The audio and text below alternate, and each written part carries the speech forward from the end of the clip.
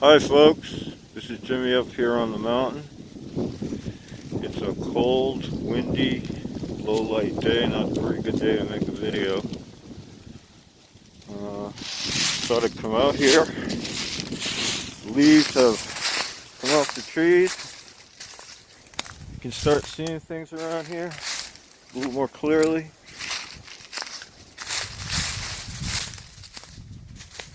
We're going to walk up to the Serpent Wall, the big fin on the Serpent Wall, sea serpent.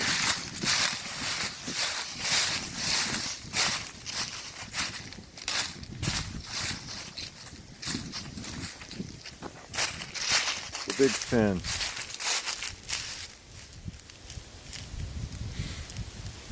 And of course,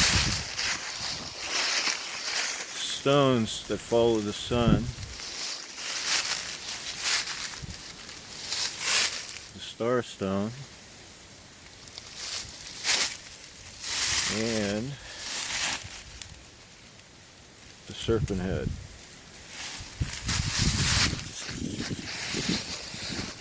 There's a triangle carved out on top of the head of the serpent, and they did this on most of the serpent head carvings, from small ones to large ones. There's a niche in there, very hollow down in there. I don't know what's in there, but this sits on a ledge up on the top of a ridge. The ridge is 10 miles long. It abuts against two rivers. And a lot of these old sites are found where rivers meet, two waterways. There's a significance there, and there's no difference here. We can walk down this construction and see how large it is. This is the niche. This is where I found quite a few artifacts that showed mammoth and mastodon carving and other strange stones. And this tree grew up in here, but it's a three-sided space where I believe at least something was happening. I think shamans probably did the teaching. And when they hid their stones in chambers like this, and they left them here. And no one came and bothered to take them out until I came and looked at them and realized whoever was here knew what an elephant looked like, a mastodon. They carved them perfectly into their quartz crystals and stones. They also knew how to move very large stones, and they placed them in specific ways. And doing research last summer with a friend of mine, he's actually a researcher on YouTube, WhiteCat7, if you've seen his channel, check it out. Research into the stone walls and what they might say. This here is a glyph in the wall. This faces east, and you can see this triangular stone sitting on another stone, carved stone put right up against it. Look at that, how it's fitted in there. There's tunnels in the wall, you can see through them, and shaped like animals. And they do touch the horizon, the eastern horizon. When the trees are down, you can see the eastern horizon. This here is a foot. Check it out.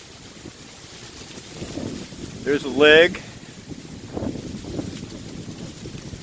Looks like the body of a guy climbing over the wall. And that's what I saw. First time I noticed anything here in these walls was that glyph right there. Built into this wall on top of a ledge which goes downhill pretty far here. I'm falling down here. And someone built that. And next to it, let me get back up here, is another glyph.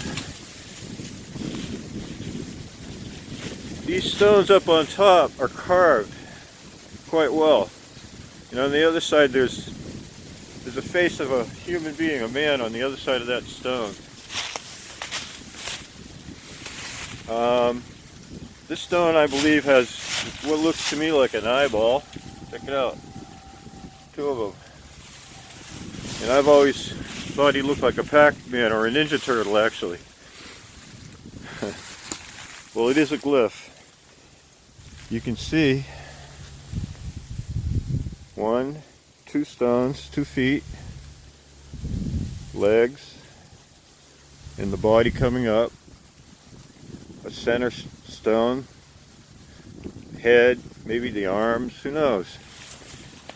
That's what I see in it, and that's what I took away when I saw these 2 glyphs that day and started searching the area for other things. And as you can see, these walls weren't just stacked. They say something. What they say, well, you can interpret by, first of all, staying around them and looking at them, looking at other walls in the area, and then getting a sense of what's familiar between this wall and other walls made by the same civilization, the same peoples over time. And what's the meaning of white quartz and white stone that's put in certain places? Why did they quarry so much of it and make so many things out of it? Why did they pick giant stones up, bedrock, and put them up on top of hills like this? That's a very large stone. I couldn't lift it. My friends and I, there's no way we'd lift that stone.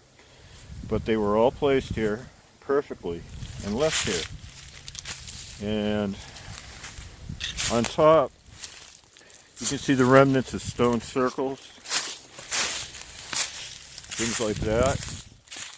There's chambers down under this wall, deep under the wall. I will not pull them apart. I found strong metal readings with my metal detector under these walls, right under this wall here. Very strange. What's a guy to do when you hear all these things and see all these things, but you can't tear them apart? You just can't. They mean too much put together the way they are. And they did it for a reason. And they put all this work in for a reason. And all I can say is, I don't know. I can just infer by looking and looking and looking and again. But there's a lot you can infer if you, and here's what I believe, look at enough of the smaller artifacts and the larger artifacts and put them all together. See what they were thinking, because if you carve the same image over and over and over and over again, it definitely has a meaning. I may not know the meaning, but I know it has a meaning.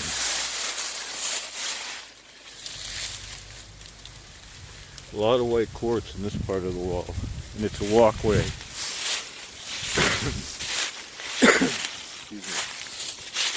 It's a walkway. It goes down to a corbel chamber that's sunken in the ground down there. Wall's amazing. Serpent Wall.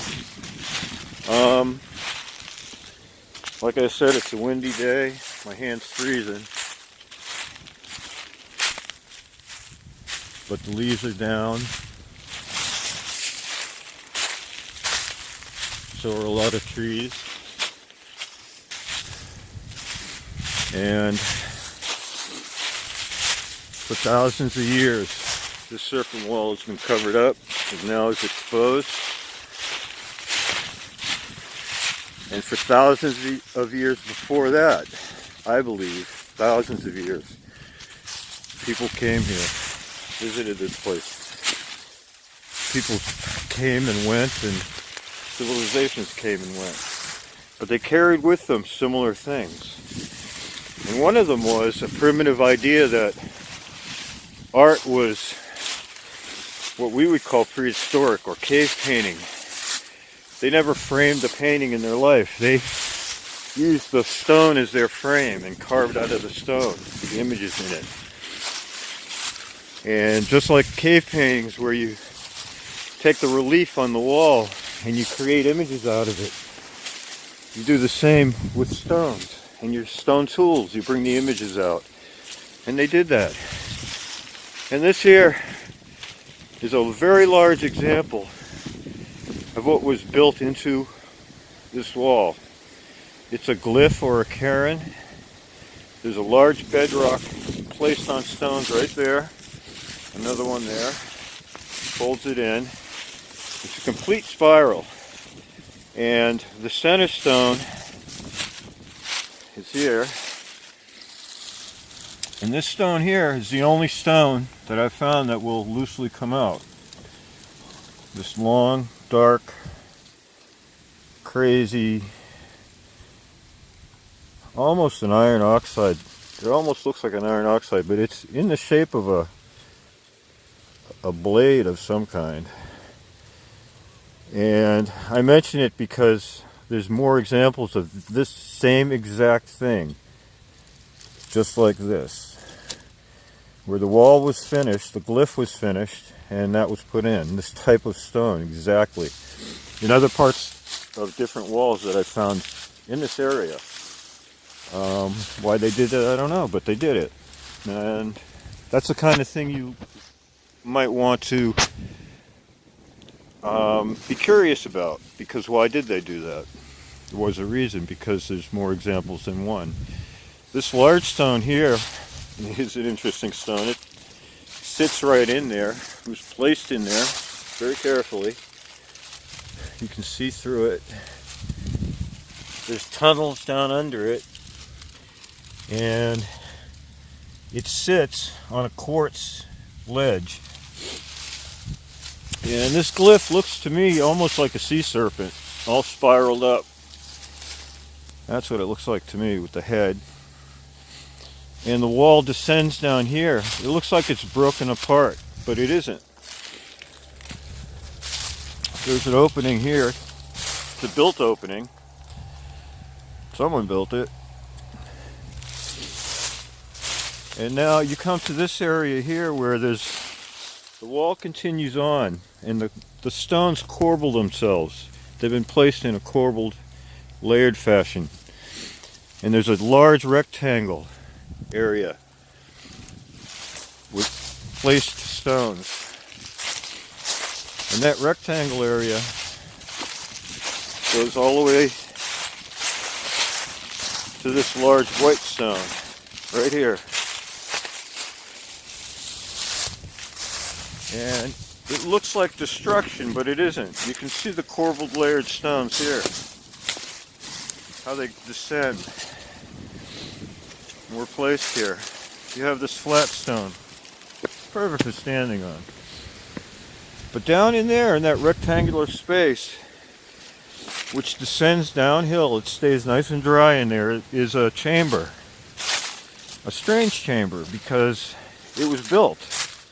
Whatever's down in there was built to be like that. And I've found,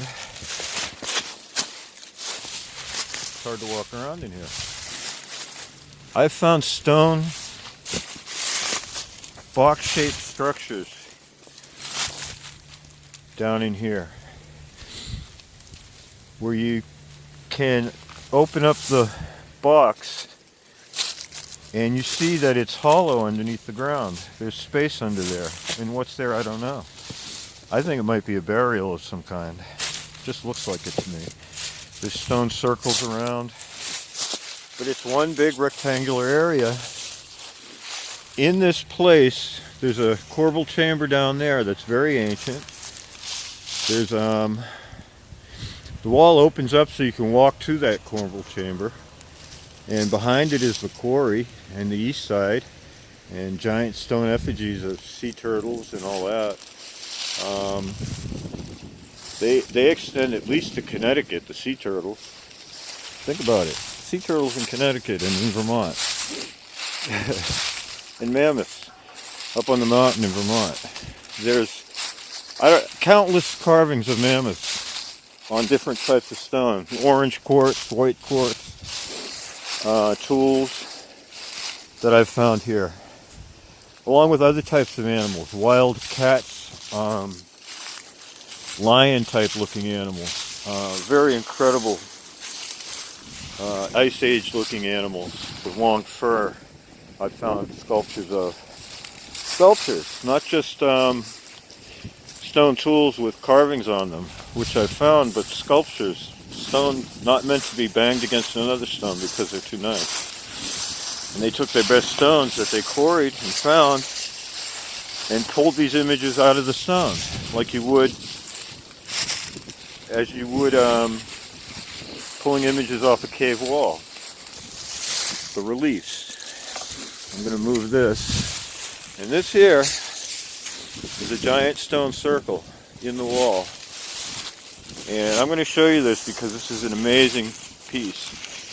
Inside, propped up on this stone circle, next to this walkway, which is very used, is this shield or stone of some kind, but it's a face. It has carvings on it. I don't want to stand on those stones. I do want to pull this out and show you the amazing work on the stone. First of all, it's a piece of granite. It's flat in the back. Okay? And all the edges, as you can see, are carved. There's carved edges all the way around the stone.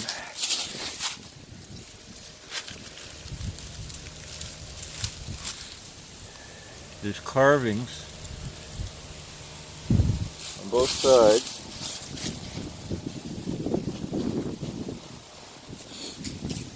It's completely shaped. It's very heavy stone. And it's propped up. And it looks to me like a face. And that's the idea I get when I look at it. It's in a stone circle, which comes down to here. And it's granite. They used granite. Granite doesn't come from here. There's no granite here. There is here. There's a piece right there, but it doesn't come up from this mountain. We don't get any here. I don't know where it came from, but here it is. Piece of granite that looks like a face, carved all the way around. Very sharp edges. It's propped up in a stone circle. Not 100 yards, less than 100 yards from a corbelled stone chamber. It's very ancient and connected to a serpent wall in Vermont. All these mysteries and histories and stories to tell, and there's thousands of artifacts I've found to help tell the story. They littered the ground here. Artifacts of all kinds. They really do litter the ground.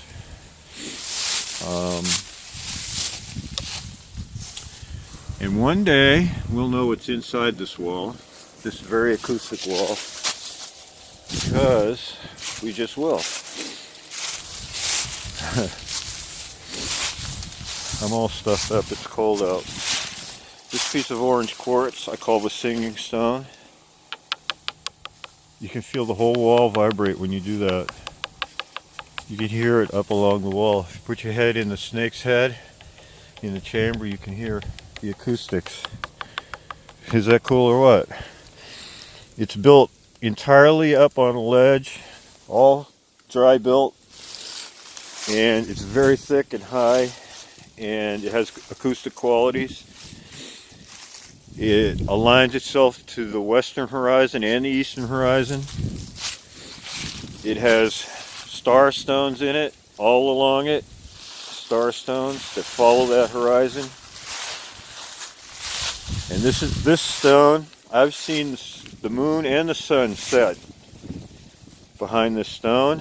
And I've seen the moon and the sun set through that hole on the horizon, and the light will lick itself up that stone for a couple days when that happens. And there's a pyramid. You can see the pyramid. We'll check it out. There we go. Same thing happens there. Light will lick its way through that pyramid up here for a few days out of the year, and you'll see the sun set on the horizon and the moon in some points on this wall. The full moon actually sets the end of March on the horizon in the morning, and the sun sets in the same spot that evening. And I filmed it. It was March, the end of March, the last day of March, I believe. And it went through holes through these walls. These people were brilliant. Stone Age people. Brilliant Stone Age people. They left a lot of clues to who and what they were and what they were doing here. This wall is one of them. And we're going to find out more and more and more as time goes on. And I'm going to dig up some really great artifacts that I've found. Strange things. Really strange things. They're less strange to me now because I've been around them a little while. But if you see them the first time, they'll blow your mind what these people were doing. There's a face painted on there. That's a painted face. See it? This place is crazy.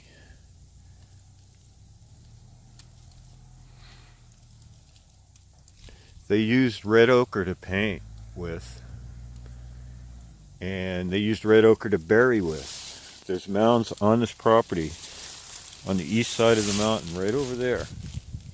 Artificial mounds 10 feet high with red ochre layers 15 inches down. And I don't know what's below that because I haven't gone into it, but there they are. And Zorro, well, this is his mountain. He protects it. Zorro's Great Adventures. Thank you for watching. Help me solve these mysteries. Think about them.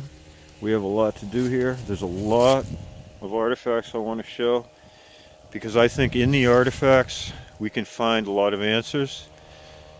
Get towards the temporal mind of the people that did these things a little bit, if we can. And maybe be here when the sun is setting on certain times of the year and see what happens. Thank you, everybody.